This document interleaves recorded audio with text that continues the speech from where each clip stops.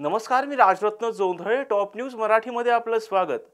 नाशिक लोकसभेसाठीची जागा महाविकास आघाडीने उद्धव ठाकरे यांच्या शिवसेनेला दिली, परंतु महायुतीकडून अद्यापही नाशिक लोकसभा मतदारसंघातून उमेदवार जाहीर झाला नसल्याने महायुतीतील कार्यकर्त्यांना आणि पदाधिकाऱ्यांमध्ये मोठी नाराजी पसरल्याचं पाहायला मिळतंय. यावरचा टॉप न्यूज मराठीचा हा स्पेशल रिपोर्ट.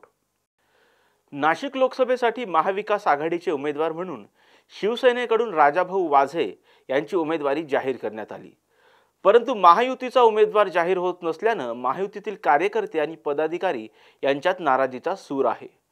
शिंदे यांच्या शिवसेनेकडून आधी हेमंत गोडसे यांचे नाव जाहीर करण्यात आलं.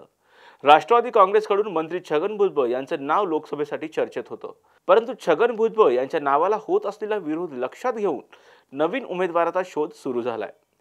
विद्यमान खासदार हेमंत गोडसे यांच्या नावावर भाजपाच्या विरोधामुळे आधीच पूर्णविराम दिला गेलेला आहे. त्यानंतर ओबीसी समाजाचे नेते आणि राज्यातील मंत्री छगन भुजबळ यांचे नाव समोर आले. दिल्लीतून भुजबळांना निरोप मिळाल्याने त्यांनी ही तयारी सुरू केली. नाशिक लोकसभेत मताचं जातीय ध्रुवीकरण झाल्यास भुजबळ निवडून येऊ शकतात का, ही चाचपणी गेले काही दिवस सुरू होती. या संदर्भात समाधानकारक स्थिती नसल्याने भुजबळांऐवजी नव्या चेहऱ्याचा शोध महायुतीतील नेत्यांनी सुरू केला आहे. महायुतीचा उमेदवार तिन्ही पक्षाचे पदाधिकारी कार्यकर्ते यांना सामावून घेणारा असला पाहिजे, या दृष्टीने चाचपणी केली जाते. या चाचपणीत भाजप आणि संघ परिवाराने पुढाकार घेतलाय. ग्रामीण भागातील लोकांना आकर्षित करू शकेल आणि त्याचबरोबरच शहरातील मतदारांना आपला वाटेल, हे निकष उमेदवारीसाठी ठेवण्यात आलेले आहेत. शिवाय तरुण चेहरा असल्यास त्याला प्राधान्य दिलं जाण्याची शक्यता आहे. या सर्व बाबींचा विचार केल्यास या सगळ्या निकषांमध्ये बसणाऱ्या 3 नावावर सध्या जोरदार चर्चा सुरू आहे. शिवसेनेचे जिल्हाप्रमुख अजय बोरस्ते, नाशिक पूर्व विधानसभेचे आमदार ॲडव्होकेट राहुल ढिकले आणि सिन्नरचे आमदार माणिकराव कोकाटे यांच्या नावाचा प्रामुख्याने समावेश आहे. तर उत्तर महाराष्ट्रातील शिवसेनेची एकमेव जागा असल्याने जिल्हाप्रमुख अजय बोरस्ते यांचं पारडं जड दिसतंय. अजय बोरस्ते सगळ्यांना चालणारं नाव असून भाजपमधील तरुण नेते म्हणून ढिकले यांची ओळख आहे.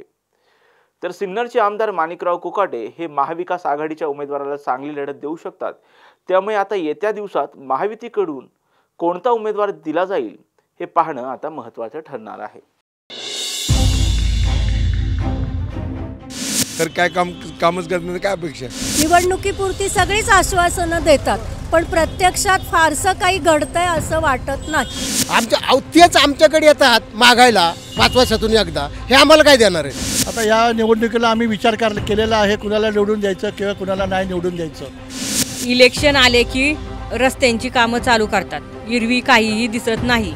असं ते परिस्थिती आता ते निसर्गावर आहे.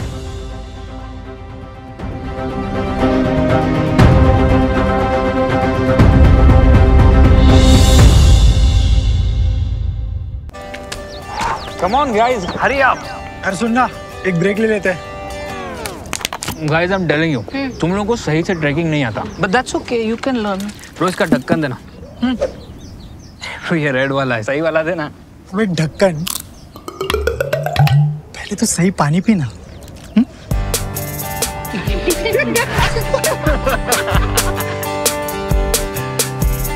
Manikchand Oxyrich, proudly Indian.